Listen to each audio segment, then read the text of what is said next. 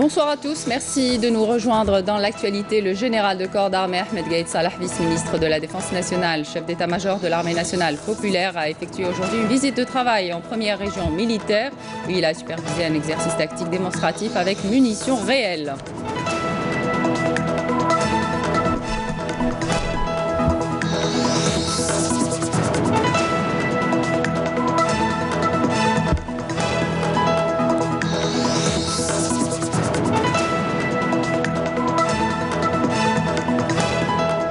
Début ce mardi à Alger des travaux du séminaire international sur l'exception d'inconstitutionnalité organisé par le Conseil constitutionnel pour une meilleure explication de ce dispositif réglementaire.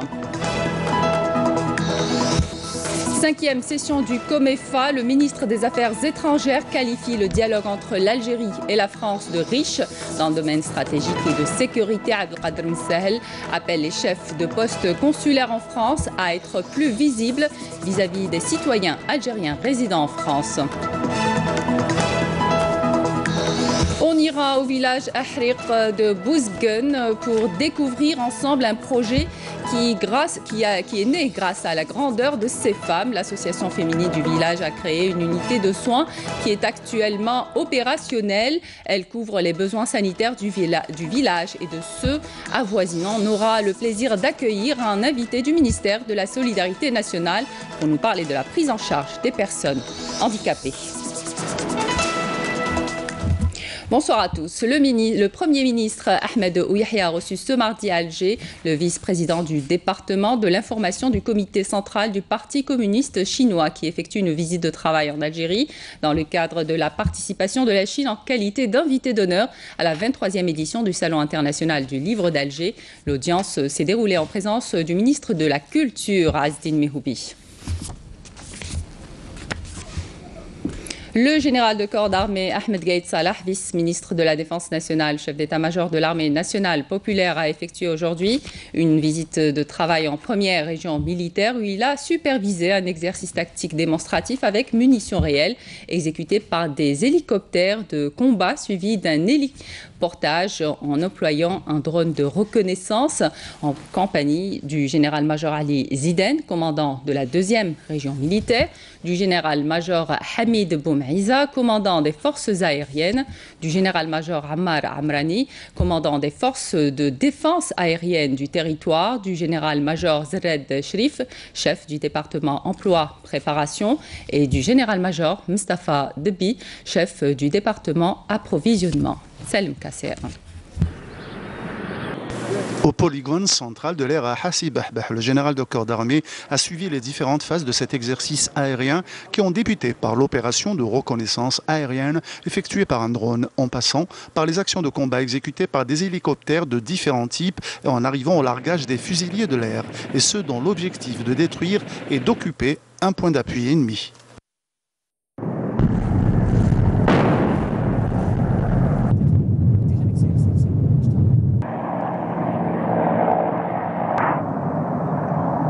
ثمانية لتطوير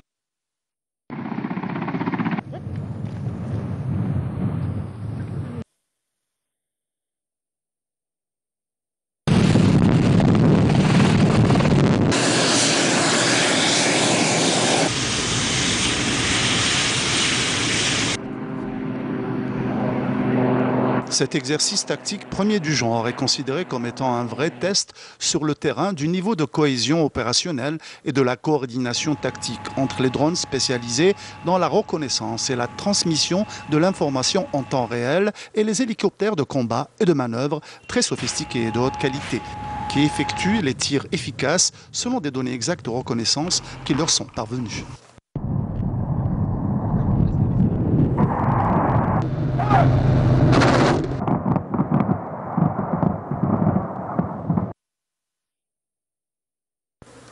Cet exercice a été exécuté avec un haut niveau de professionnalisme en matière de performance et de précision dans l'exécution concrétisée à travers une étroite coordination entre les différentes formations engagées et un strict respect du plan d'action et de timing ainsi qu'une grande précision de tir.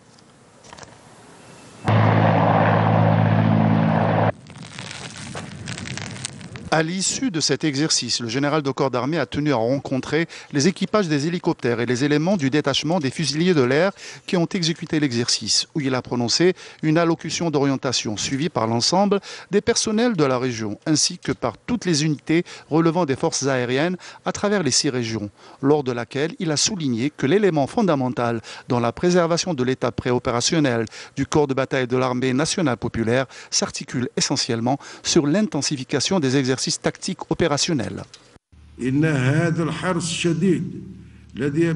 J'ai réitéré à maintes reprises que les résultats des exercices annuels exécutés par nos forces armées à travers toutes leurs composantes constituent le fruit des actions et des efforts soutenus consentis tout au long de l'année d'instruction.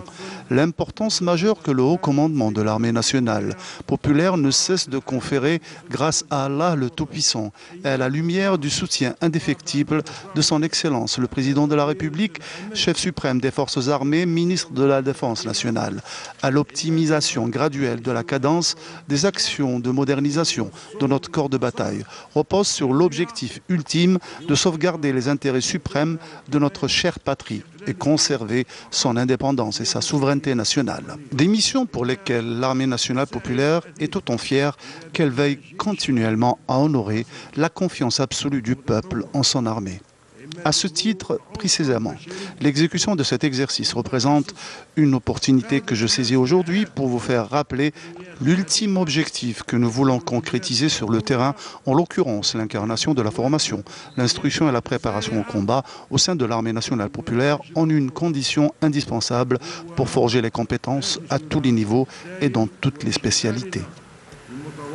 Le général de corps d'armée a félicité l'ensemble des participants pour leur combativité affichée lors de l'accomplissement des diverses missions assignées, ce qui reflète leur capacité à concrétiser rigoureusement le plan tracé, les exhortant à ne pas se contenter uniquement des résultats positifs réalisés, mais plutôt à ambitionner à réaliser davantage de réussites, pour écouter ensuite les interventions des personnels. Le général de corps d'armée Ahmed Gaïd Salah, vice-ministre de la Défense nationale, chef d'état-major de l'armée nationale populaire, effectuera demain une visite de travail au niveau de certaines unités relevant de la direction centrale des transmissions et des systèmes d'information. Cette visite qui rentre dans le cadre du suivi de l'exécution du programme de développement des différentes composantes de l'armée nationale populaire constituera une opportunité au général de corps d'armée pour inaugurer une série de chaînes de montage d'équipements de communication. Un communiqué du ministère de la Défense nationale nous apprend ce soir que lors d'une patrouille de fouilles et de ratissage au niveau du secteur opérationnel de Botbedji Mukhtar, un détachement combiné de l'armée nationale populaire a capturé hier le terroriste Tayniri Mohamed qui était en possession d'un pistolet mitrailleur de type Kalachnikov et d'une quantité de munitions. Dans le même contexte et grâce aux efforts des forces de l'ANP, le terroriste Felani Ahmadi Abou Bakr s'est rendu aujourd'hui aux autorités militaires du même secteur opérationnel. Le terroriste qui avait rallié les groupes terroristes en 2011 était en possession d'un pistolet mitrailleur de type Kalachnikov et de quantité et de 4 chargeurs garnis de munitions. Les travaux du séminaire international sur l'exception d'inconstitutionnalité organisé par le Conseil constitutionnel ont débuté aujourd'hui à Alger pour une meilleure explication de ce dispositif réglementaire. L'application de ce principe permettra aux citoyens d'être un acteur clé dans la garantie et le respect de ces droits constitutionnels et de contribuer à la promotion de l'état de droit. Commentaire Nakhla Larbi. Elle permettra de renforcer le système de protection des droits de l'homme et de consolider les fondements de l'état de droit. L'exception d'inconstitutionnalité introduite pour la première fois en Algérie sera effective à compter de mars 2019, d'où l'intérêt de cette rencontre internationale. La révision constitutionnelle de 2016, initiée par le président de la République, comprend des réaménagements importants. Elle a notamment permis de rééquilibrer la représentation des 3 pouvoirs constitués au sein du Conseil constitutionnel, la modernisation de la justice, le renforcement du système de protection des droits de l'homme et la consolidation des fondements de l'état de droit. Les travaux de cette rencontre sur l'exception d'inconstitutionnalité considérée comme l'un des principaux acquis de la révision constitutionnelle de 2016 a pour objectif le renforcement du système de protection des droits de l'homme et le renforcement de l'état de droit et des institutions en Algérie. J'aimerais souligner les aspects convergents des réformes entamées par l'Algérie avec les valeurs de la Charte des Nations Unies. La Constitution adoptée le 7 février 2016 se caractérise en effet par la volonté d'élargir les espaces démocratiques et d'asseoir une gouvernance performante au service des citoyens. Il s'agit d'une étape cruciale participant à la dynamique des réformes menées en Algérie depuis 1999, devant conduire à la consécration de la primauté du droit, au renforcement de la démocratie participative dans le cadre d'un État démocratique, républicain et social. Le séminaire international sur l'exception d'inconstitutionnalité organisé par le Conseil constitutionnel permettra de mieux expliquer et comprendre ce dispositif réglementaire.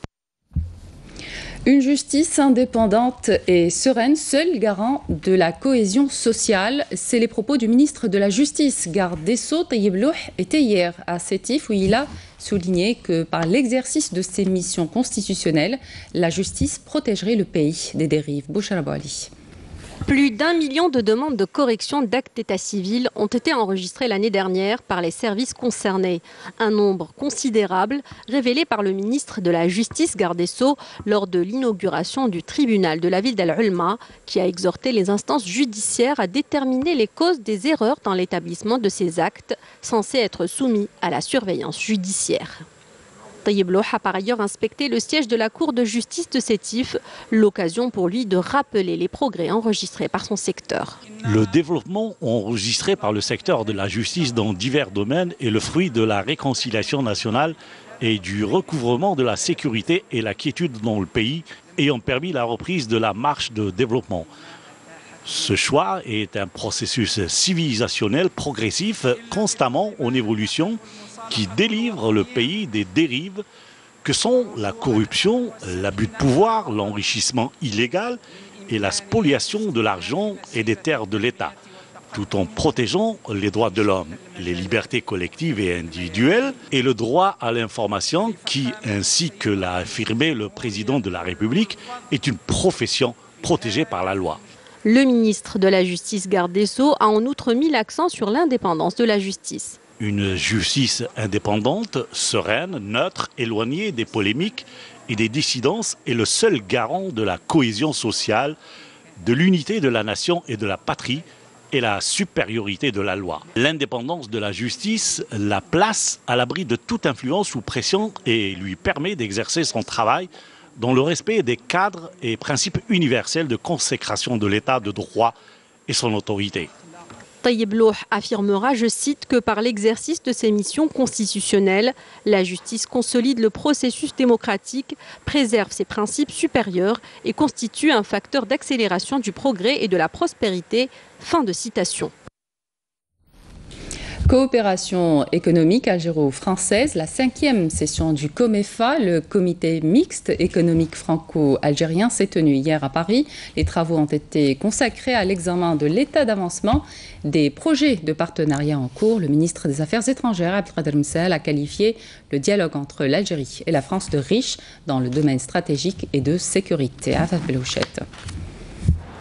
Échanger, se concerter dans le but de coopérer davantage sur les questions régionales et sécuritaires à la lumière de l'actualité. C'est l'objectif de la session du dialogue stratégique franco-algérien, présidée par les deux chefs de la diplomatie des deux pays. Ça nous a permis de continuer à soutenir les efforts des Nations Unies, que ce soit pour ce qui est de la Libye, soutenir les efforts de M. Hassan Salamé. Il est évident que sur la question du Mali, nous sommes partenaires.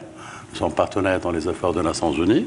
Nous sommes partenaires dans la mise en œuvre de l'accord dans le cadre du comité de suivi de l'accord né du processus d'Alger par l'accord de Bamako. L'autre défi auquel nous faisons face dans cette région, c'est la question de la migration clandestine, c'est le terrorisme, c'est le crime organisé. Il est évident qu'une paix retrouvée au Mali, qu'une paix retrouvée en Libye nous permettra d'aller de l'avant. Nous avons évoqué bien sûr d'autres sujets qui nous intéressent. Nous sommes à la veille d'une réunion importante qui a été initiée par le secrétaire général des Nations Unies et par son représentant personnel, M. Koller. C'est la réunion donc, de Genève. du 4 et 5 décembre prochain sur la question du Sahara occidental. Là aussi, l'Algérie est engagée pleinement dans la mise en œuvre des résolutions du Conseil de sécurité, notamment sa résolution 2414. Il est évident que nous avons parlé aussi de la coordination en termes de lutte antiterroriste. Cet échange a été dense, a été consacré aux défis sécuritaires considérables auxquels nous faisons face avec l'Algérie aujourd'hui. Notre action commune contre le terrorisme et bien sûr notre axe prioritaire de coopération. Nous sommes convaincus que le partage d'expériences, d'initiatives et que les échanges opérationnels sont essentiels pour y répondre. Sur la scène régionale, notamment au Mali et en Libye, l'Algérie est un partenaire incontournable. Il est de notre responsabilité de travailler ensemble à la résolution des crises qui affectent la stabilité de notre environnement. Et nous sommes sur beaucoup de ces sujets complètement en phase. Une session préambule au COMEFA, une enceinte de dialogue initiée en 2012 dont le rôle est de faire le point sur le partenariat économique entre les deux pays et de tracer les perspectives nouvelles pour le renforcer. Un volet au cœur des échanges entre Youssouf Yousfi et Bruno Le Maire. Cette session a été couronnée par la signature d'une déclaration d'intention sur la création d'un fonds bilatéral d'investissement que Youssouf Yousfi souhaite au bénéfice de l'accélération de la diversification de notre économie. Cette diversification repose sur un certain nombre de piliers, dont celui de l'agriculture, le tourisme et l'industrie. Dans ces trois domaines en particulier, l'Algérie recèle de potentialités considérables. De son côté, la France a des potentialités dans ces trois domaines, que ce soit dans l'agriculture, le tourisme ou l'industrie, qui sont appréciées, qui sont importantes, avec un savoir-faire reconnu de tous. Donc, il peut y avoir entre ces potentialités une synergie, une possibilité, en tout cas, de partenariat remarquable. Il y a la volonté, certainement, des deux gouvernements à pousser plus loin ce partenariat. Nous sommes en train d'y travailler. Avoir un fonds d'investissement commun, c'est un outil extraordinairement utile et efficace pour renforcer notre partenariat. Alors, je ne vais pas citer tous les dossiers qui sont en cours, tous les investissements qui sont en cours, mais mon ami Youssouf Yousfi a participé il n'y a pas très longtemps à l'ouverture d'une grande entreprise Sanofi à Alger. Je crois que c'est un des beaux partenariats qui se développe. Nous avons le projet de PSA à Oran que chacun connaît, qui est aussi un très beau projet, des investissements de Veolia, des investissements dans les transports. Donc tout cela montre que ce partenariat repose sur des projets très concrets qui doivent être bénéfiques, je le dis, aux deux pays. Un dossier qui devra être approfondi lors de la prochaine visite de Bruno Le Maire en Algérie, prévue la mi-novembre. Pour rappel, 7000 entreprises françaises travaillent avec l'Algérie, dont seulement 500 s'y sont implantées.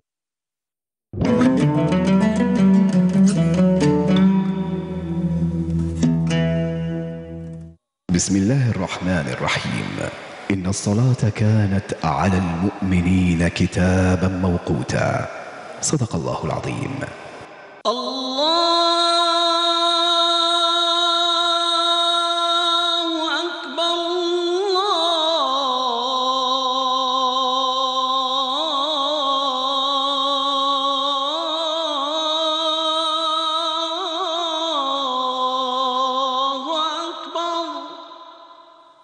أشهد أن لا إله إلا الله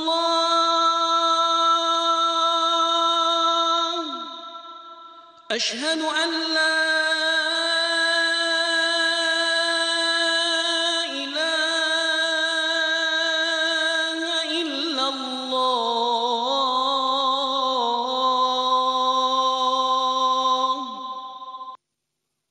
أشهد أن محمدًا رسول الله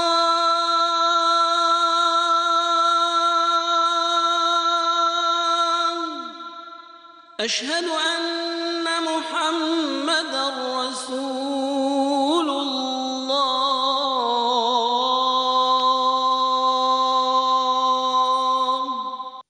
حي على الصلاة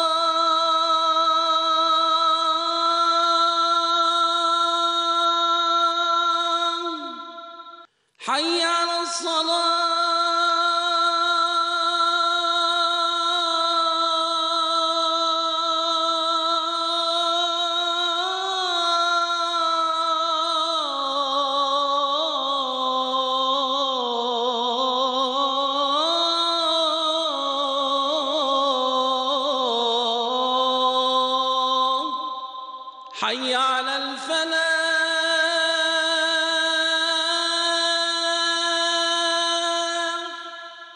حي على الفلاح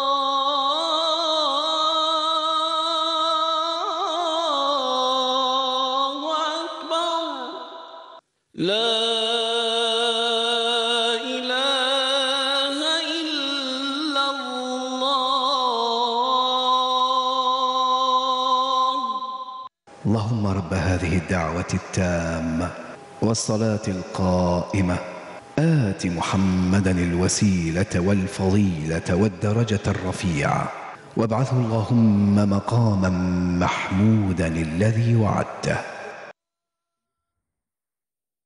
C'était l'appel à la prière d'Al-Aïcha au niveau de la ville d'Alger et de ses environs. On poursuit notre journal et on reste à Paris où le ministre des Affaires étrangères appelle les chefs de postes consulaires en France à être plus visibles vis-à-vis des citoyens algériens résidant en France. Abdelkader Msahel a fait constater que parmi les membres de la communauté nationale, il y a des personnes qui veulent donner à leur pays, notamment la communauté universitaire. Écoutez.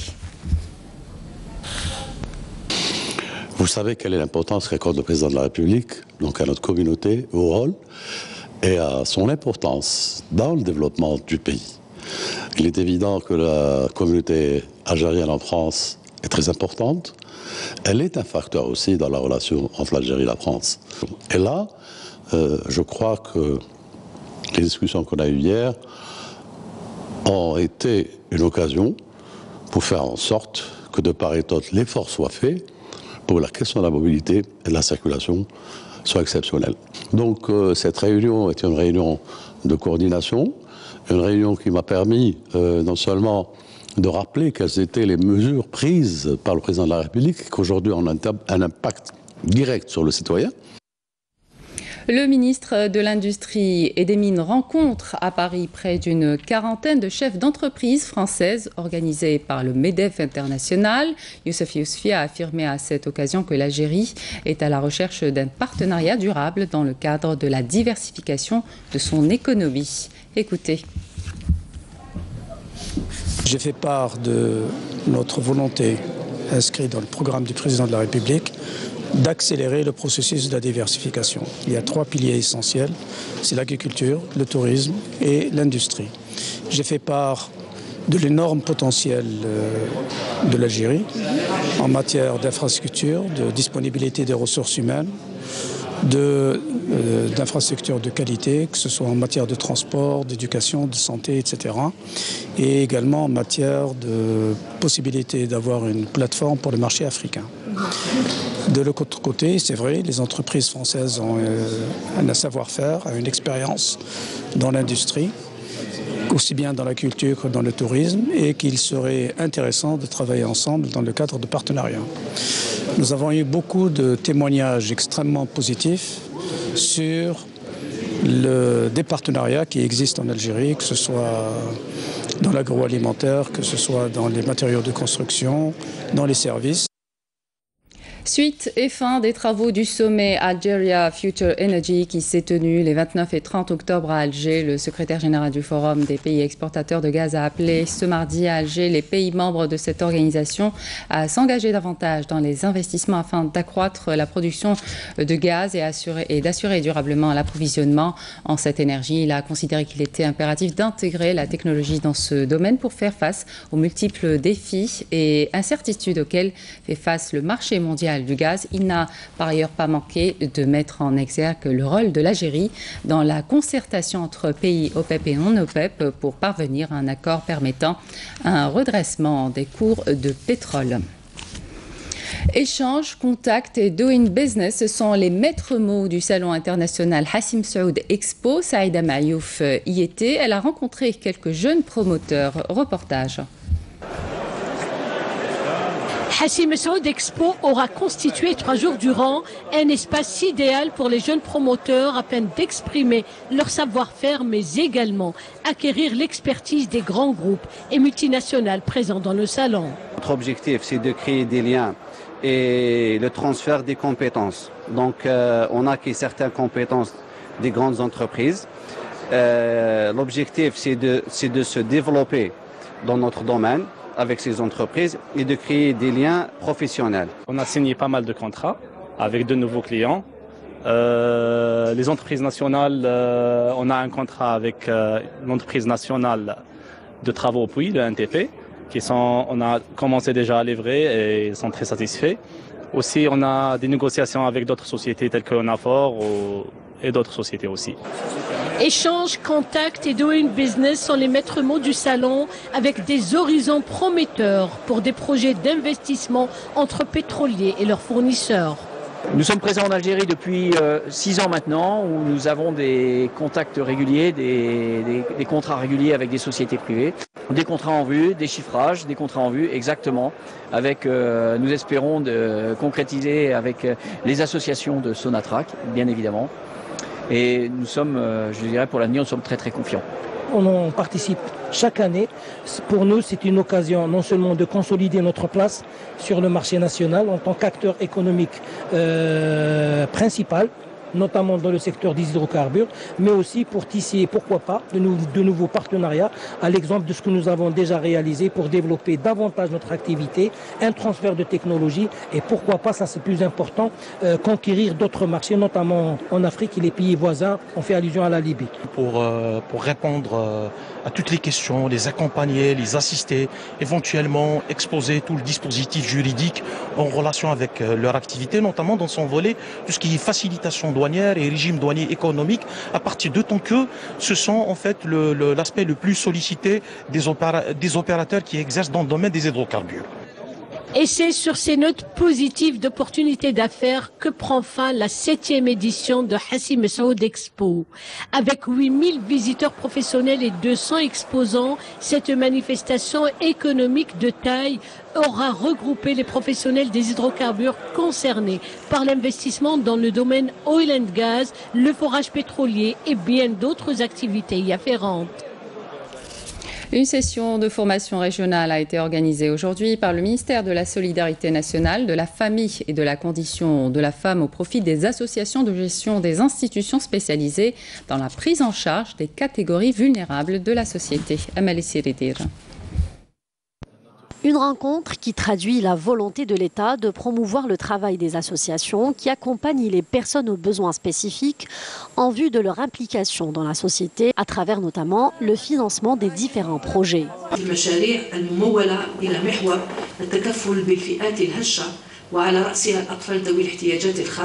Il y a plusieurs projets financés destinés à la prise en charge des catégories vulnérables de la société. À leur tête, les enfants aux besoins spécifiques et à l'accompagnement des personnes âgées. La priorité dans le financement est donnée aux institutions gérées par les associations. Il faut rappeler que durant les 5 dernières années, 232 associations ont reçu des financements d'environ 240 projets avec une enveloppe de plus de 750 millions de dinars. Des projets concrétisés sur le terrain grâce notamment aux associations qui participent à l'insertion sociale de ces personnes et mettent en avant leur créativité. C'est une association qui est active dans la prise en charge toutes ces belles choses que vous êtes en train de voir sont réalisées par des enfants inadaptés mentaux, tels que les trisomiques, les EMC et les autistes, qui dépassent l'âge de 17 ans et plus. Et on est sur le projet de partenariat avec la formation professionnelle dans lequel on a permis à 31 personnes de suivre une formation telle que la sculpture sur bois, l'osier, la vannerie, la coiffure, tout ce qui concerne la prise en charge d'un enfant. C'est des travaux réalisés à 100%, ils ne sont pas au hasard. C'est après un travail de professionnels tels que les psychologues, cliniciens, les éducateurs, toute cette équipe pluridisciplinaire, c'est eux qui ont fait que ces enfants aujourd'hui arrivent à faire de belles choses comme ça. هاد الخدمة يديروها كامل ليكيب تاع لاسوسياسيون ولا كامل ليكيب تاع لو سونتر فيها لي زورتوفونيست فيها لو بسيكولوج فيها لي إدوكاتور سبيسياليزي في هذا الدومين وكاين بيان سور لي بيداغوج C'est un كامل لو سيرفيس بسيكو بيداغوجيك اللي يقوم بهذا العمل والتكفل بهذا الاطفال. في الاول نديروهم لا بريزون شارج بريكوس من الصفر حتى الخمس سنين، ومن بعد من 5 سنين يدخلوا لو سونتر تاعنا. كي نستقبلوهم في لو سونتر تاعنا نبداو لي طرافو تاع لي بتي. واش يدير كوم اتولي، يدير ديشيكتاج، يدير لا بينتور، سي بلي فاسيل بور. ومن بعد يروح لفئه المراهقين عندهم دي زاتيل دوطخ اتولي.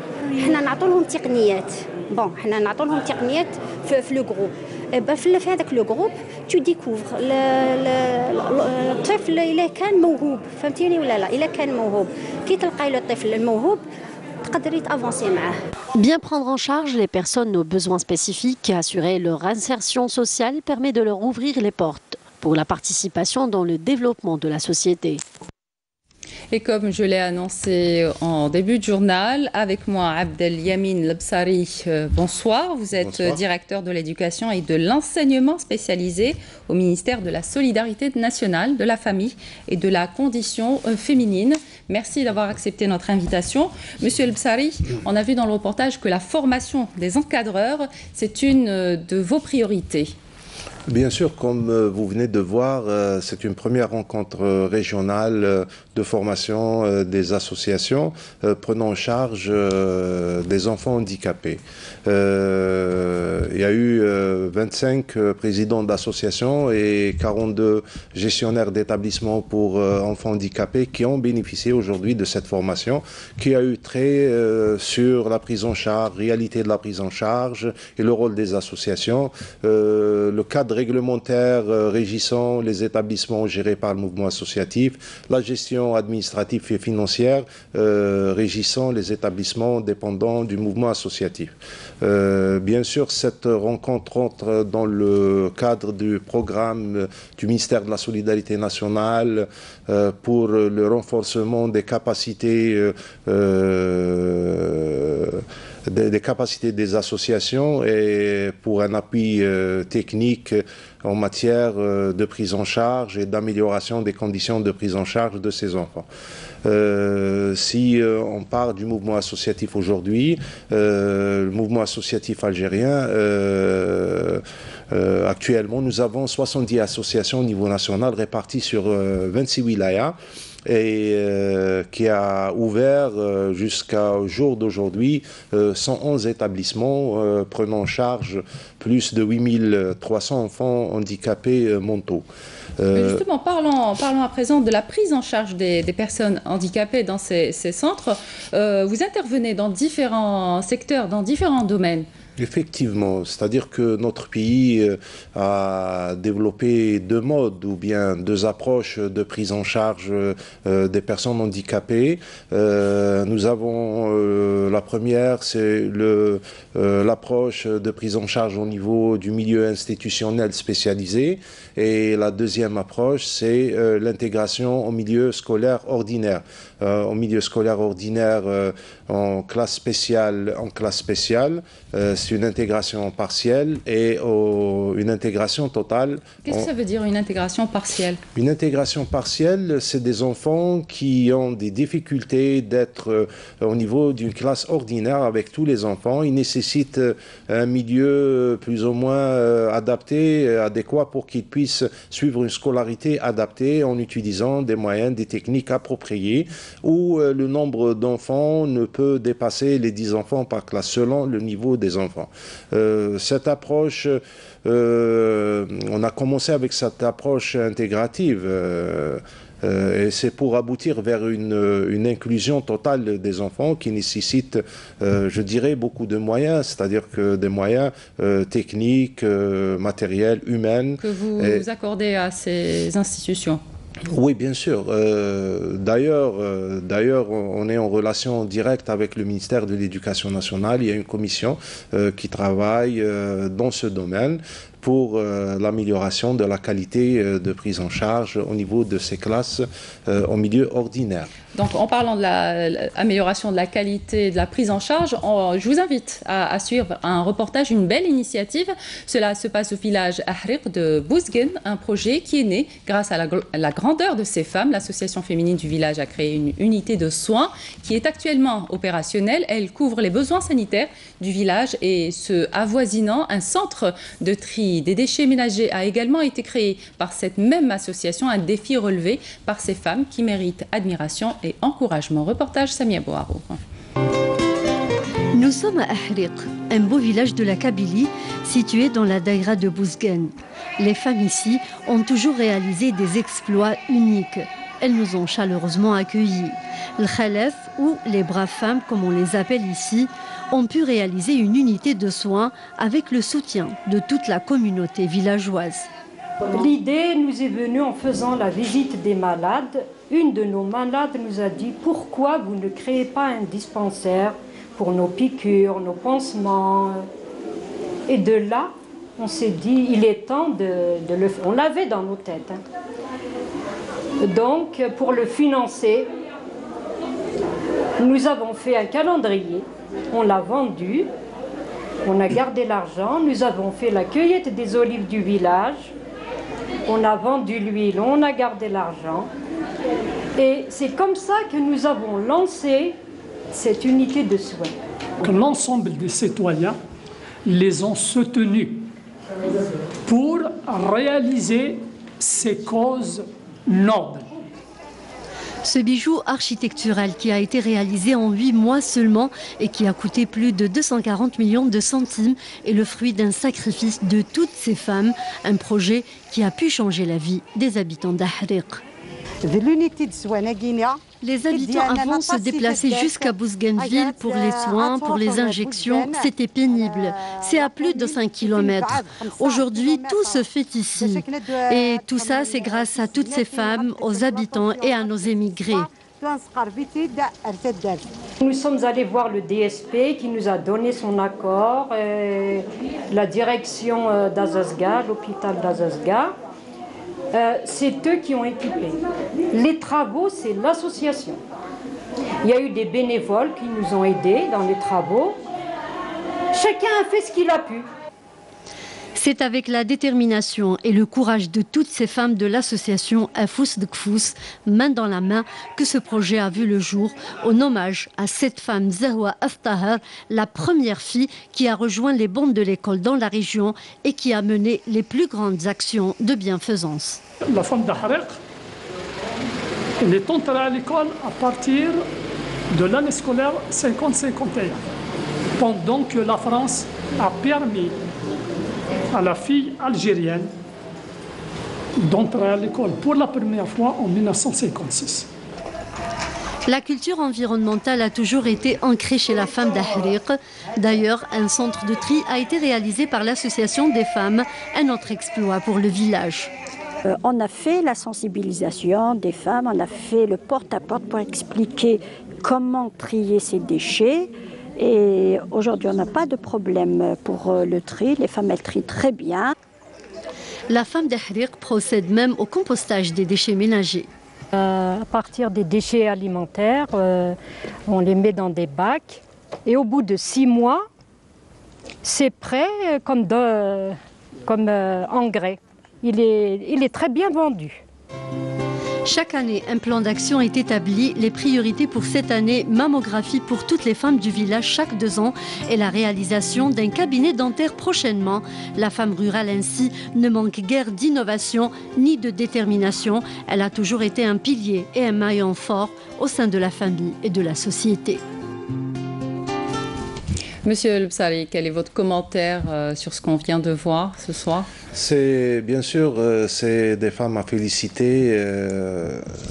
La femme a toujours porté des projets, elle a conservé les traditions, elle les transmet, c'est elle-même qui les transmet.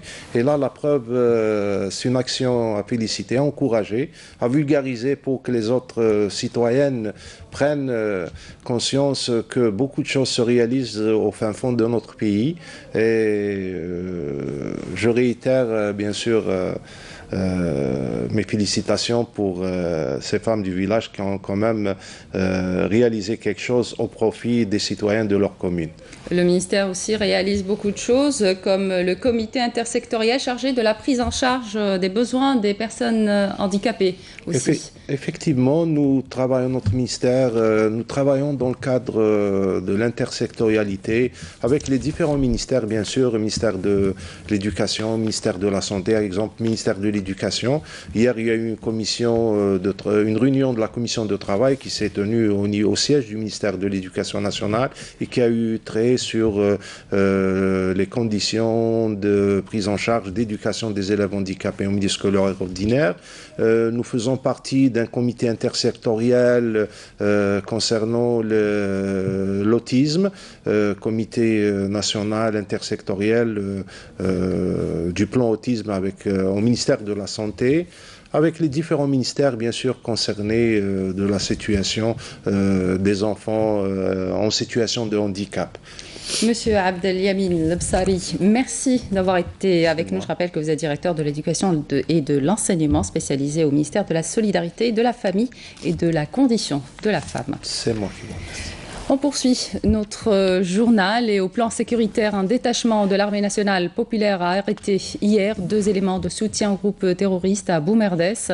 Par ailleurs, des détachements de l'armée nationale populaire ont intercepté lors d'opérations distinctes menées à Tamanrasset et Ingezem 30 orpailleurs et saisi 11 détecteurs de métaux, 9 groupes électrochènes, 10 marteaux-piqueurs, 3 chargeurs propulsifs, des outils de détonation ainsi que 1950 litres de carburant, 5 véhicules tout-terrain, 2 téléphones satellitaires et des sacs de mélange de pierres et d'or brut. En outre, des détachements de l'ANP et des éléments de la gendarmerie nationale ont arrêté 16 immigrants clandestins de différentes nationalités à Tlemcen et Biskra.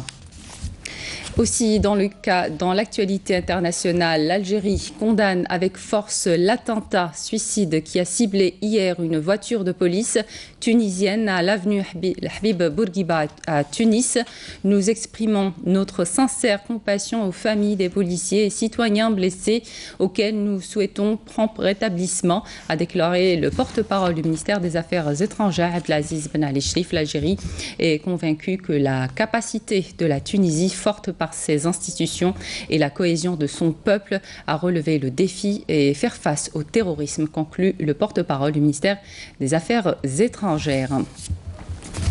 C'est la fin de cette édition. Le rappel des titres avant de vous quitter. Le général de corps d'armée Ahmed Gaïd Salah, vice-ministre de la Défense nationale, chef d'état-major de l'armée nationale populaire, a effectué aujourd'hui une visite de travail en première région militaire où il a supervisé un exercice tactique démonstratif avec munitions réelles.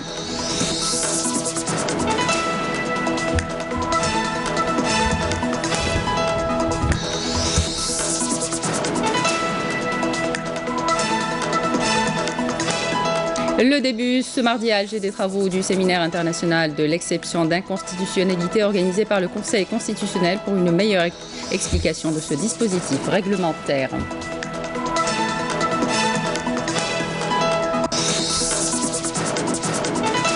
Cinquième session du COMEFA, le ministre des Affaires étrangères qualifie le dialogue entre l'Algérie et la France de riche dans le domaine stratégique et sécuritaire. Abdelkader Msahel appelle les chefs de poste consulaires en France à être plus visibles vis-à-vis des citoyens algériens résidant en France.